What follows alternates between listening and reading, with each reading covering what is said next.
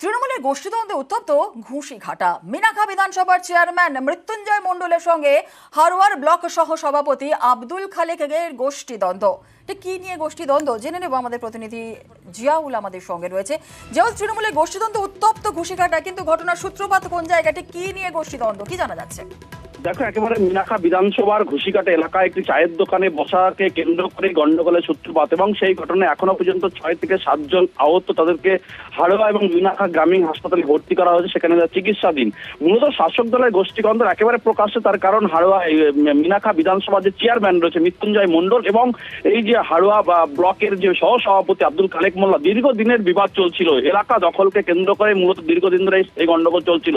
এ নিয়ে একাধিকবার গন্ডগোল হয়েছে, কিন্তু বারবার বসে মেটানোর চেষ্টা হয়েছে দলীয় নেতৃত্ব ভাবে, কিন্তু সে সমাধান হয়নি। ফলে আজকে সকালে যখন চায়ের দোকানে বসে তর্কাতর্কি হচ্ছিল, রাজনৈতিক আলোচনা হচ্ছিল, সেই সময় হঠাৎ এক পক্ষ অর্থাৎ এই আব্দুল খালেক মোল্লা হাড়োয়া ব্লকের যে সহসভাপতি, তার অনুগামীরা একেবারে গিয়ে মৃত্যুঞ্জয় মণ্ডল অর্থাৎ যে চেয়ারম্যান মিনাখা বিধানসভা, তার অনুগামীদের উপরে অতর্কিত হামলা চালায় এবং এই ঘটনায় এখনো পর্যন্ত 6 থেকে 7 জন আহত হয়েছে। এখনো পর্যন্ত পুলিশ সূত্রের খবর একজনকে আটক করা হয়েছে।